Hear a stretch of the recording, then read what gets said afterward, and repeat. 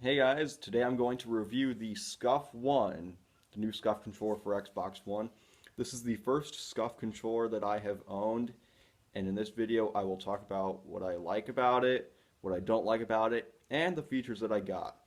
And I will also be comparing it to my original Xbox One controller. And so, let's get right into it.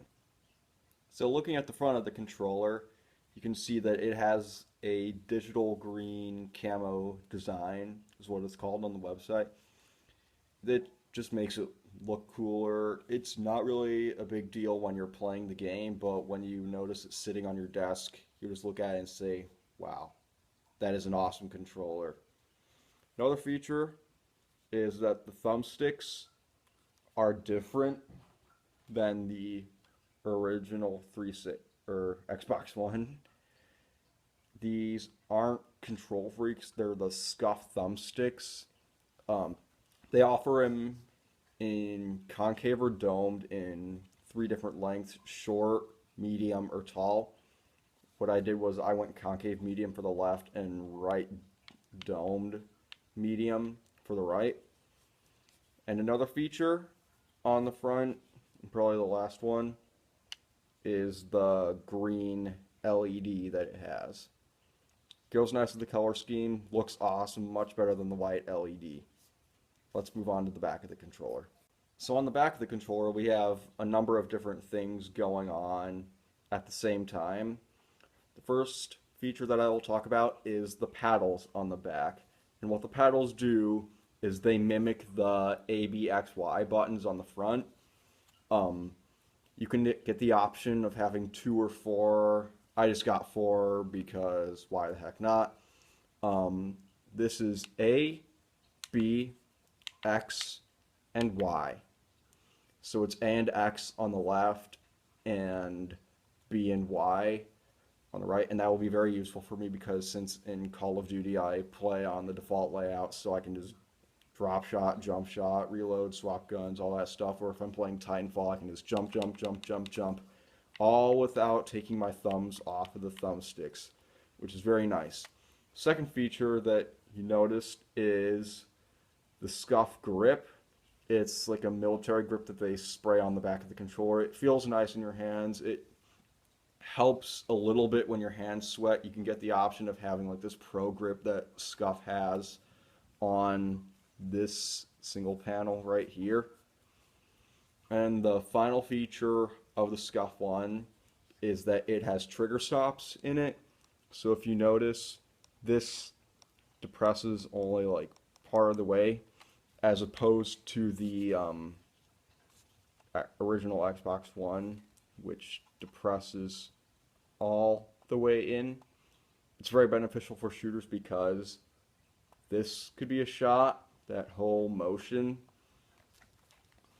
or this could be a shot. So you can just fire semi-auto weapons much faster. So it stops it at that sweet spot.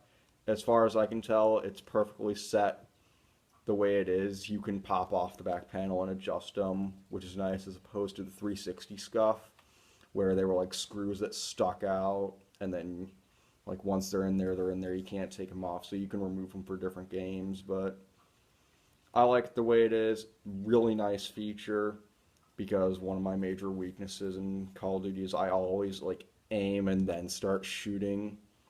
That's not as big of a deal because it's pretty much like an instant response now. It's a very nice feature. So I really like the Scuf One. It's an amazing controller. Um, Pretty much everything about it I really like. I really like the paddles, the grip, the trigger stops, the badass color design, and the scuff sticks, because the original Xbox Ones felt like extremely narrow and uncomfortable. Um, Really, the only con of this controller that I can think of is that it's expensive. Like really, really, really expensive. On scuffgaming.com, you can like customize your controller and like add or remove different features. Um, I got a lot of features on mine, but I didn't even like get all of them, and it was over $200. The digital green camo with Xbox One thumbsticks, a white LED, and two paddles and no grip costs like $139.95 or something, not including like tax and shipping and stuff. So yeah, they're not cheap. But there is an option right now to send in your controllers, so like you can mail in your standard Xbox One controller and have them modify it for you, but you don't get nearly like as many customization options. However, it does greatly reduce your price to like $80 or something like that, not including like shipping and stuff. Like you'll pay a lot for shipping, but it'll ultimately be cheaper in the end. So maybe I'll get a second one to send in. But yeah, that was my review. I really like this controller. If you play a lot of video games or absolutely hate the Xbox One controller and just want to make it better, and if you're willing to spend the money, I would highly, highly, highly, highly, highly recommend getting it. This is the best controller I've ever played with, and I have no problems with it other than that it was really expensive. I will see you guys later.